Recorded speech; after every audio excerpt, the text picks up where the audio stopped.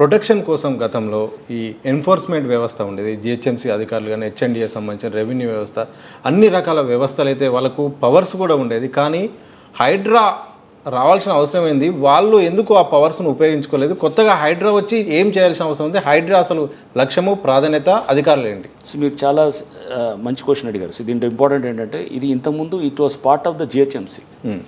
అంటే నువ్వు ఏ సిస్టంలో అయితే కనుక జరుగుతున్నటువంటి తప్పుల్ని నువ్వు ఎత్తి చూపాలనుకున్నావు, ఆ సిస్టంలో నువ్వు భాగస్వాముడు అయితే నువ్వు ఎత్తి చూపగలుగుతావా? ఓకే, చూపలేవు. పక్కకు తీసుకొచ్చారు, ఇండిపెండెంట్ చేశారు. ఇండిపెండెంట్ చేసి దీని స్థాయిని పెంచారు. ఒక ఎస్పీ స్థాయి ఉండదని ఇప్పుడు ఐజీ స్థాయి చేశారు. చేసి దీనికి ఒక ఇండిపెండెంట్ ఇది ఇచ్చారు. మొత్తం టోటల్గా హెచ్ఓడి స్టేటస్ ఇచ్చారు. బడ్జెట్ సెపరేట్ ఉంది. ఇంతకుముందు ఈఓడిఎం, ఇది మన ఈవీడిఎం అంటే బడ్జెట్ కోసం మన జిహెచ్ఎంసీ మీద డిపెండ్ అవ్వాలి. జిహెచ్ఎంసీ సంబంధం లేదు. జిహెచ్ఎంసీ సంబంధం లేదు కదా. జిహెచ్ఎంసీ అసలు బడ్జెటింగ్కి సంబంధం లేదు, లేకపోతే రిపోర్టింగ్ సంబంధం లేదు, అసలు లేదు దీనికి. ఏ మున్సిపాలిటీస్ మీద కూడా డిపెండ్ అయ్యే పరిస్థితి లేదు. సో న్యాచురల్గా నువ్వు ఇండిపెండెంట్గా ఉన్నప్పుడు, నీ ఎంటిటీ ఒక డిపార్ట్మెంటే సెపరేట్గా ఉన్నప్పుడు ఆటోమేటిక్గా నీకు పవర్స్ విస్తృతమైనటువంటి ఉంటుంది. ఓకే, ఇప్పుడు సపోజ్ మన దగ్గర మన వ్యవస్థలో ఇండిపెండెంట్ జ్యుడిషియరీ, ఇండిపెండెన్స్ ఇవన్నీ వచ్చినందువల్ల అంత ఎఫెక్టివ్గా జ్యుడిషియరీ యాక్ట్ చేయగలుగుతుంది. ఒక న్యాయ వ్యవస్థ సెపరేట్గా ఉండి వాళ్ళు ఎగ్జిక్యూటివ్ నుంచి లేకపోతే లెజిస్లేచర్ నుంచి సెపరేట్ అవడంతో కదా ఎఫెక్టివ్. సో ఈ ఎఫెక్టివ్గా ఉండాలంటే కనుక దీన్ని ఒక ఇండిపెండెన్స్ తీసుకొచ్చి రావడం అనేది ఫస్ట్ నెంబర్ 1. అది చాలా ఇంపార్టెంట్. తర్వాత దీనికి ఇచ్చిన అధికారాలు కూడా చాలా విస్తృతమైన అధికారాలు ఇవ్వడం జరిగింది. అన్ని యాక్ట్స్ నుంచి కూడా మనకి తీసుకొని ఇచ్చారు. అంటే like GHMC act, municipalities act, లేదా పంచాయతీరాజ్ యాక్టు, ఇట్లా రకరకాలుగా వస్తాయి. ఇక మనకి ఎన్నిటి నుంచి కూడా మనకు అధికారాలు సంక్రమిస్తాయి అన్నమాట. సో దాంట్లో పాటుగా మనకి దీనికి ఒక సెపరేట్ ఫోర్స్ ఇవ్వటం అంతా చేసి దీనికి ఒక పూర్తి ఇండిపెండెన్స్ ఇది ఇచ్చినారన్నమాట. ఇచ్చినప్పుడు న్యాచురల్గా మనకి కొంత ఎఫెక్టివ్గా చేయడానికి అవకాశం ఎక్కువ ఉంటుంది. సార్, కోఆర్డినేషన్ అనేది చాలా అవసరం. మీరు ఫీల్డ్లోకి వెళ్ళినప్పుడు జిహెచ్ఎంసీ వాళ్ళ సహకారం అవసరం, హెచ్ఎండి వాళ్ళ సహకారం అవసరం, ఇంకేమైనా రెవెన్యూ వాళ్ళ అవసరం ఉంటుంది, ఒక్కొక్క పోలీసు వ్యవస్థ సహకారం ఉంటుంది. ఇవన్నీ కూడా కోఆర్డినేట్ అవుతూనే మీకు కరెక్ట్గా మీరు ఫీల్డ్లో వర్క్ చేయగలుగుతారు, మీకు కరెక్ట్ ఇన్ఫర్మేషన్తో చేయగలుగుతారు. కోఆర్డినేషను హైడ్రాకు కోఆర్డినేషన్ దొరుకుతుందంటారా? అది సాధ్యమా? తప్పకుండా వస్తుందండి. ఒకవేళ ఎక్కడైతే కనుక కోఆర్డినేషన్ చేయడానికి ముందుకు రావట్లేదో అతను ఎవడో తప్పు చేసిన వాళ్ళు ఉంటారు. వాళ్ళు సపోజ్ ఆ ఏరియాలో అతను ఎవడో ఇది ఉంటే కనుక, లేదా తప్పు చేయని వాళ్ళు ఆటోమేటిక్ ముందుకు వస్తున్నారు. ఎన్ని చోట్ల చూస్తున్నారు, చాలామంది ముందుకు వచ్చి ఎంత బాగా చెప్తున్నారు. జిహెచ్ఎంసీ అధికారులు అయినా కానివ్వండి, లేదా టౌన్ ప్లానింగ్ వాళ్ళు కానివ్వండి, ముందుకు వచ్చి ఇరిగేషన్ వాళ్ళు కూడా చాలామంది చాలా యాక్టివ్గా పనిచేసే ఉన్నారు. అన్లెస్ అంటే అతను తప్పు చేసి ఉంటే తప్ప అతను తప్పు లేదనుకుని ఆటోమేటిక్ ముందుకు వస్తాడు. అతను వచ్చి చేసేవాళ్ళు చాలామంది ఇప్పుడు వెళ్ళిన చోటల్లా చాలా మంచి కోఆపరేషన్ దొరుకుతుంది.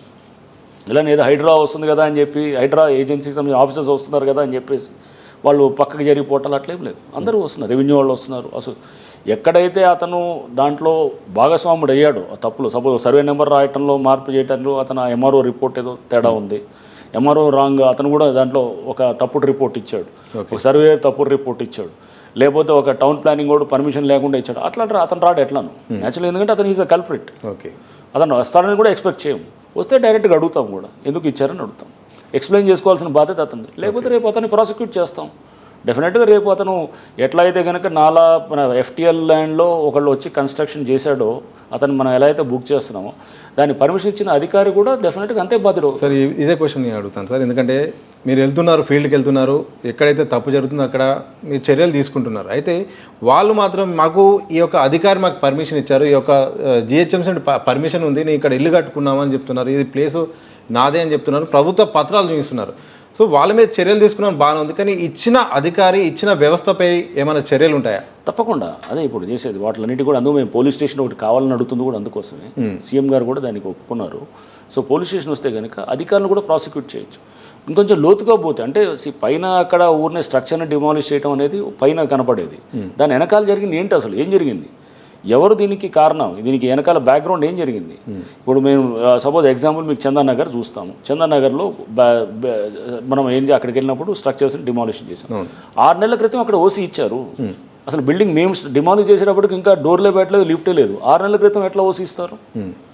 ఆ తర్వాత అక్కడ ఉన్న మున్సిపల్ వాళ్ళు తర్వాత రియలైజ్ అయ్యి ఇరిగేషన్ వాళ్ళు లెటర్ పెట్టారు, మాకు ఎన్ఓసీ ఇవ్వలేదు, మేము అసలు దానికి ఎన్ఓసీ లేకుండా ఎలా చేశారని చెప్పి. అప్పుడు వెళ్ళి వీళ్ళు కొంతమంది మున్సిపాలిటీ వాళ్ళు వెళ్ళి కొంత ఇన్వాల్వ్ అయ్యి వాళ్ళు అక్కడ హోల్స్ పెట్టని చేశారు. బట్ హోల్స్ పెడితే ఏముంది, వాళ్ళు మళ్ళీ హోల్స్ తీసేసిన తర్వాత స్టీల్ ఏం డిస్టర్బ్ కావాలా, ఆ హోల్స్లో కాంక్రీట్ కొంచెం హోల్ చేశారు, మళ్ళీ దాన్ని నింపేసేసి మళ్ళీ బిల్డింగ్ అట్లానే కడుతున్నారు. ఎంత డేంజర్ రేపు అయితే ఆ బిల్డింగ్ స్ట్రెంత్ ఎంత అవుతుంది రేపు ఒక 2-3 ఏళ్ల తర్వాత ఎప్పుడో కూలుతుంది అది అనమాట. కూలినప్పుడు ఎప్పుడో ఆ స్ట్రక్చర్ ఎందుకంటే ఈ స్ట్రక్చర్ సరిగ్గా లేదు, స్ట్రెంత్ వీకెన్ అయిపోతుంది. ఆల్రెడీ హోల్ చేసి పెట్టారు కదా అక్కడ, కాంక్రీట్ కంటిన్యూటీ లేనప్పుడు అది రూఫే కంటిన్యూటీ లేనప్పుడు న్యాచురల్గా రేపు ఎప్పుడైనా అయిపోతుంది. మేము అక్కడ డ్రిల్ చేసినప్పుడు యాక్చువల్గా ఈజీగా వెళ్ళిపోతుంది. అసలు ఏందని చూస్తే అక్కడ ఆల్రెడీ ఇది అనమాట. సో అంటే ఆల్రెడీ అంటే అక్కడ మేనేజ్ చేసుకొని వాళ్ళు ఏది టౌన్ ప్లానింగ్నో లేకపోతే అక్కడ మేనేజ్ చేసుకొని వాళ్ళు ముందుగానే పర్మిషన్స్ తెచ్చేసుకుంటున్నారు. తెచ్చుకొని ఇంకో 2 రోజుల పైన ఎక్కువ వేసుకుంటున్నారు. అసలు దానికి అసలు అది ఉందే బఫర్ జోన్లో ఉంది. ఓకే, అది లేదు. మళ్ళీ ఇరిగేషన్ ఎన్ఓసి తీసుకోవాలి, బిల్డింగ్ రూల్స్ ప్రకారం 2012 రూల్స్ ప్రకారం తీసుకోవాలి. ఆ రూల్స్ మరి ఎన్ఓసి ఎందుకు తీసుకోలేదు? ఎందుకంటే అది క్లియర్గా అది బఫర్ జోన్ ఉంది, రాదు పర్మిషన్ అని చెప్పేసి. అందుకోసం వీళ్ళని మేనేజ్ చేసుకుంటూ దాన్ని అది మేనేజ్ చేసుకున్న దానికి అసలు అది పర్మిషన్ ఎట్లా అవుతుంది? అసలు అది తప్పుడు పర్మిషన్ అవుతుంది. కోర్ట్స్ కూడా చాలా సీరియస్ వ్యూస్ ఉన్నాయి. సుప్రీంకోర్టు జడ్జిమెంట్స్ కానీ హైకోర్ట్స్ కూడా ఎఫ్టీఎల్ బఫర్ జోన్లో చెరువుల్లోకి వస్తే మటుకు నిర్దాక్షిణంగా ఉండాలనేటువంటిది కూడా ఉన్నాయి చాలా జడ్జి. నిన్న ఎగ్జాంపుల్ నిజాంపేటలో కూలగొట్టిన దాంట్లో కూడా చేస్తే కనుక కోర్టుకు వెళ్ళారు. అవతల వాళ్ళు అక్కడ ఫైట్ చేస్తున్న వాళ్ళు వీళ్ళు బిల్డర్ అక్కడ ఏం చేశాడు, అతను తప్పుడు సర్వే నెంబర్ చేయించుకొని వెళ్ళాడు. అక్కడ ఎవరో లోకల్ ఆఫీసర్స్ కొంతమంది సహకరించారు. అక్కడ ఫైట్ చేసిన వాళ్ళు కోర్టుకి వెళ్తే కోర్టు జాయింట్ ఇన్స్పెక్షన్ చేయమని చెప్పింది. జాయింట్ ఇన్స్పెక్షన్ చేసినప్పుడు దాంట్లో బయటకు అంతా వచ్చినప్పుడు దాంట్లో కోర్టు డైరెక్షన్ కూడా ఏముంది, నువ్వు జాయింట్ ఇన్స్పెక్షన్ చేసిన తర్వాత ఎఫ్టీఎల్లో వస్తే వెళ్ళిపోవచ్చు. ఎఫ్టీఎల్లో వచ్చింది అది, ఓకే, బట్ యాక్షన్ పేపర్ మీద ఉంది తప్ప కానీ గ్రౌండ్లో కనపట్లేదు. గ్రౌండ్లో చేయాలి ఇప్పుడు అన్నీ కూడా, ప్రతిదీ కూడా మేము ఏంటంటే పేపర్కే పరిమితం కాదు, ముందు గ్రౌండ్లో యాక్షన్ కనపడాలి. సో పేపరు మీరు అక్కడ నిజమని తేలితే మటుకు ఇమ్మీడియట్గా గ్రౌండ్లో ఆ బిల్డింగ్ అక్కడ ఉండకూడదు, సింపుల్ అదనమాట. సో అది నిజమని మనకు తెలియ మన ఎంక్వైరీ ప్రాపర్గా ఉంటే ప్రాసెస్ జాగ్రత్తగా ఫాలో అవుతూ లీగల్ ప్రాసెస్ ఫాలో అవుతూ మనం ఎక్కడైనా కోర్టు స్టేలు కానీ ఏమైనా ఉంటే కనుక డెఫినెట్గా దాన్ని మనం లీగల్ ప్రాసెస్ని జాగ్రత్తగా ఫాలో అవ్వాలి. సో అది లేకపోతే కనుక బిల్డింగ్ డిమాలిషన్ ఉండాలి, ఖచ్చితంగా జరగాలి అక్కడ. అది చేస్తేనే ఇట్లా తర్వాత ఆటోమేటిక్గా ఆగిపోతుంది. కానీ చేసే క్రమంలో ఆ బిల్డింగ్ సంబంధించిన ఆ పర్టికులర్ బిల్డింగ్ సంబంధించిన దాని వెనుక వ్యక్తులు చాలా పెద్ద వ్యక్తులు ఉండి ఇది కూల్ చేయొద్దు, నాకు పెద్ద అండదండలు ఉన్నాయి జాగ్రత్త అని చెప్తే ఏం చేస్తారు? ఎవరు చెప్తారు? అట్లా చెప్పేదైతే ఇన్స్టిట్యూషన్ ఫ్లోట్ చేయరు, దీనికి ఇంత సెటప్ ఉండదు, దీనికి తీసుకొచ్చి మమ్మల్ని ఒక ఐజీ ర్యాంక్ అధికారిని బెటర్ అవన్నీ జరుగుతూనే ఉంటాయి. ఎవరి పని వాడు చేసుకుంటూ పోతారు. వాళ్ళు ఏమైనా అనవచ్చు, ఏమైనా చేస్తుంటారు, కానీ మా పని మేము చేసుకుంటూ పోతుంటాం అనమాట, అంతే. సో సీఎం రేవంత్ రెడ్డి గారు, సో మీకు ఎందుకంటే ఇది మీరు వెళ్ళే దారి ఈ సవాళ్ళతో కూడుకున్నది. దాదాపు హైదరాబాద్ నగరంలో పొలిటీషియన్సే ఎక్కువ ఈ ల్యాండ్ మాఫియా వెనుక ఉన్నారు, ప్రత్యక్షంగా పరోక్షంగా. ఒక అడుగు ముందుకేయాలి, కానీ ఈ మధ్య మీరు ఒక అడుగు ముందుకేయగానే అప్పుడే ఆరోపణలు స్టార్ట్ అయ్యాయి ఒక ఎమ్మెల్యే నుండి. అలాంటిది మీకు సీఎం రేవంత్ రెడ్డి గారు చెప్పింది ఏంటి, ఏం చెప్పారు, ఏం భరోసా ఇచ్చారు? ఒకటి క్లియర్ అండి, సీఎం గారు ప్రతిదీ కూడా ఏ రోజుకి ఆ రోజు ఇది చేయడం చెప్పరు. ఫస్ట్ నెంబర్ 1 ఆల్రెడీ ఇంటెంట్ అంతా అసెంబ్లీలో పలు వేదికలుగా పలు డిస్కషన్స్ చెప్పడం జరిగింది అండ్ చాలా సందర్భాల్లో మాట్లాడడం జరిగింది. సో నిర్దాక్షిణంగా దీంట్లో మనం వెళ్ళాలి, నిర్మోహమాటంగా వెళ్ళాలని చాలా స్పష్టంగా ఉందన్నమాట. ఇది అసెంబ్లీలో కూడా చెప్పారు, హైడ్రా అనే దాన్ని పెట్టింది, ఈ కబ్జాలు ఇవన్నిటి చేస్తారు. సో మన ఇంటెంట్, మన దానికి ఇచ్చినటువంటి జీవో ఇదంతా క్లియర్గా ఉంది. ఉన్నప్పుడు మేము ఆటోమేటిక్గా ఇచ్చింది అది నేను చేయాలని కదా. నేను ప్రతిసారి నేను వెనక్కి తిరిగి ఏమైందని నేను ఎవరిని అడగకూడదు కదా.